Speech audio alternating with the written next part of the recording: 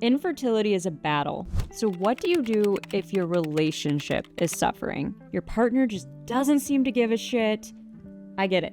But trust me, it's not what you think it is. If you're new here, I'm Brittany, this is Nick, and we've been exactly where you are. Through the shit show of infertility, we finally found success with IVF, but not before going through a lot of relationship stress first. There were times where we would argue about which treatments to pursue or timelines, and we weren't always on the same page. Today we're going to break down why it might seem like one partner is maybe less invested in this journey than the other, and how it's probably not actually what's going on. There's lots of books out there about couples communications, but we have our own story, our own way that we communicated. So we're going to tell you how we kind of got through this and give you both sides of the story, as it were. Like, how did I react versus how did she react? And how did we correct course that way we could be on the same page again? So the first thing here is, why does one person seem a little bit more invested than the other person? Maybe one of you is constantly Googling things, while the other one is just chilling on the couch watching Netflix, and the two don't seem aligned.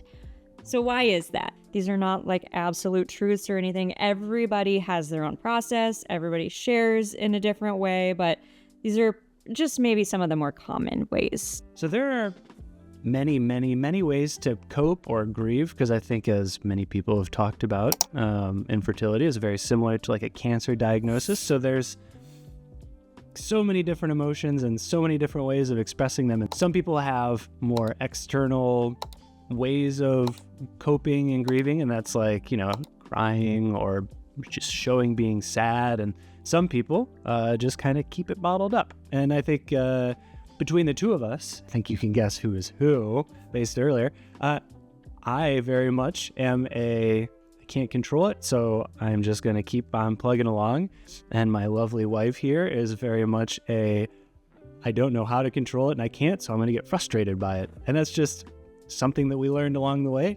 And once we learned that, I think our communication got a lot better. And then some people just have more activity-based coping. They're I can't do anything about this, so I'm going to throw myself into my hobby or into my work or whatever.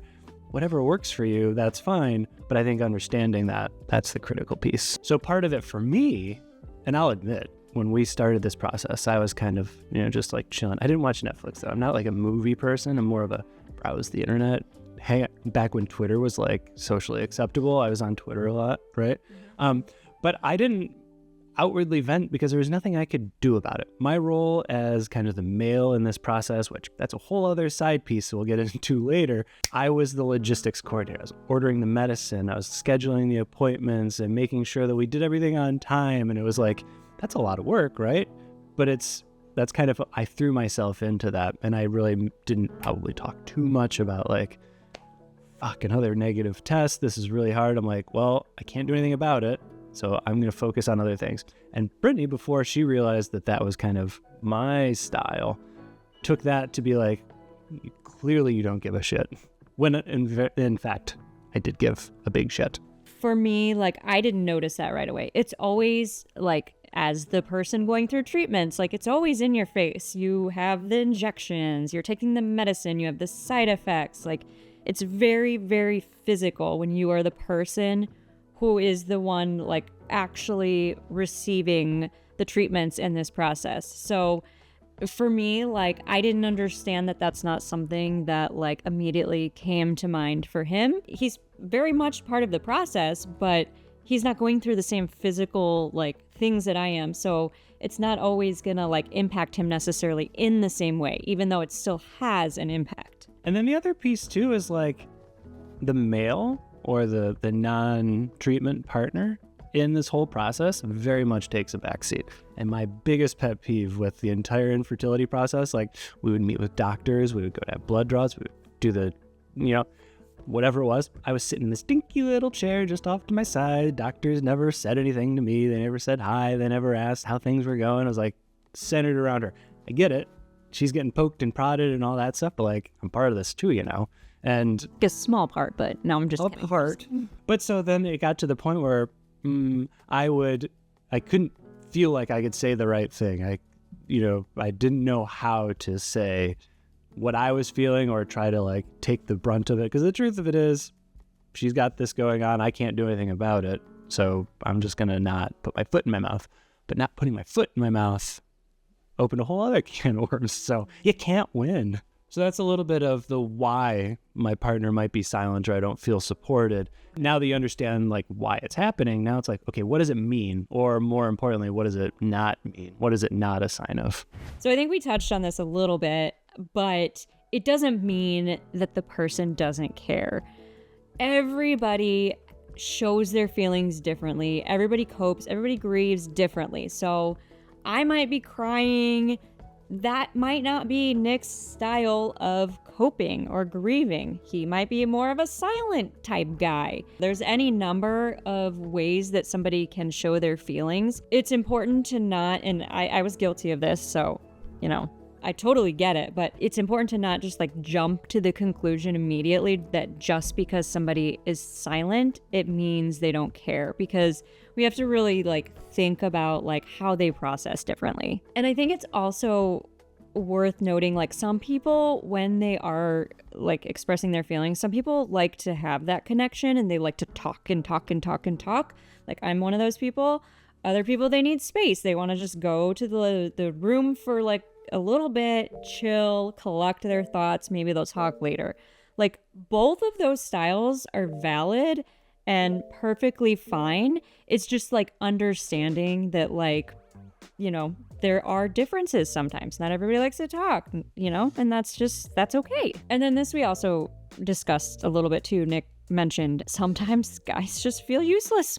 I mean, let's be honest. Like they drop their sample off and then like they don't have a lot of the physical elements to this process after that. Like they're kind of like done for a while.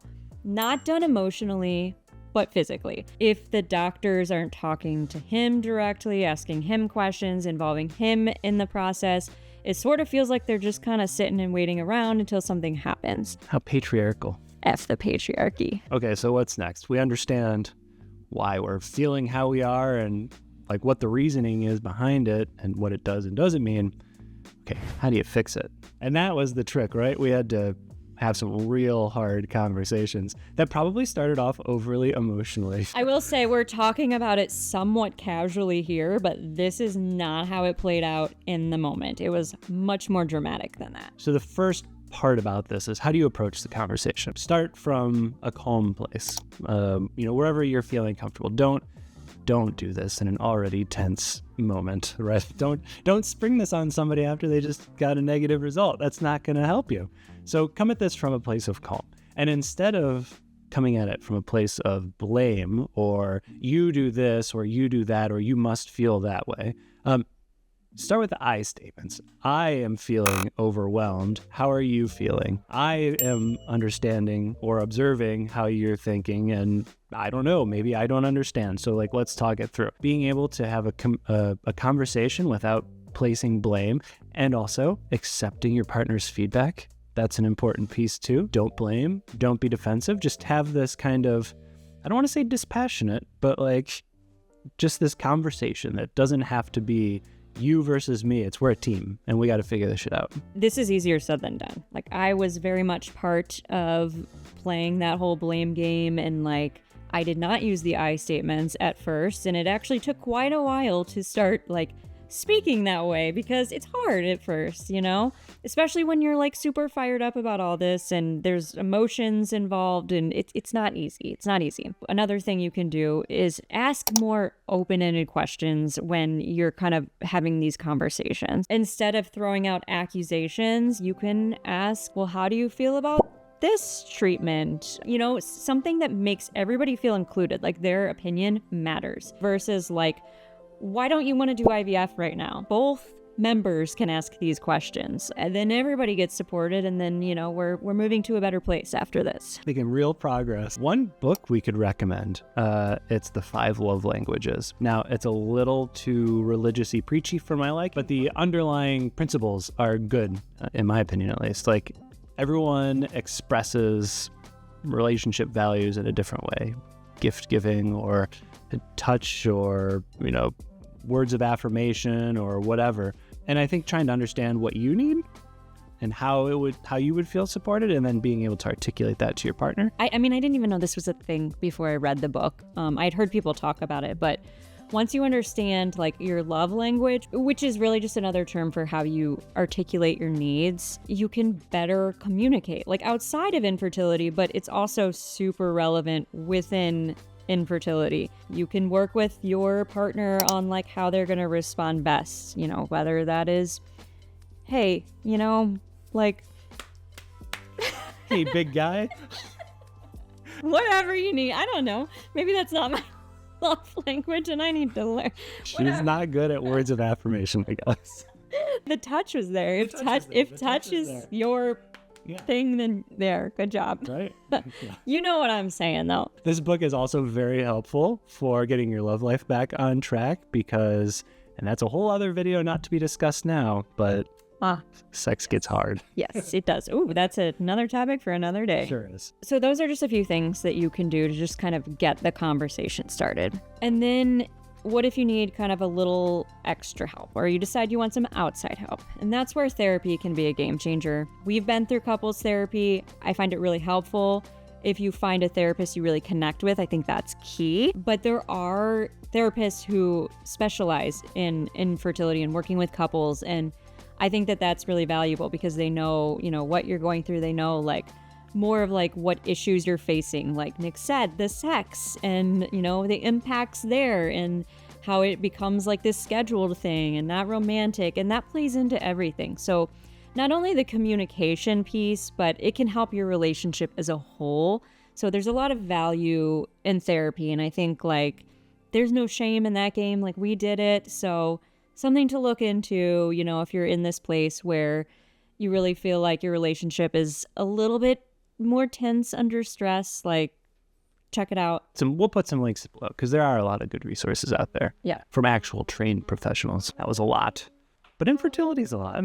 Sure is. So it kind of goes with the theme. I think the biggest takeaway here is that infertility puts a big strain on your relationship. And you're insane if you think it doesn't, because it's just a big upheaval. The thing that you discover is that everyone speaks a little bit different of a language. They take and understand things differently. If I had to sum it up in the best way possible, I would say that with your partner, assume the best intent, the most generous description of what they're doing, assume that instead of the negative side. And I think that's a great starting point. You're with them for a reason. There must be something good about them. Something. Right? Something. There's going to be something there. Maybe the wedding was good. Okay, so we want to hear from you. What's been the hardest part of this journey so far?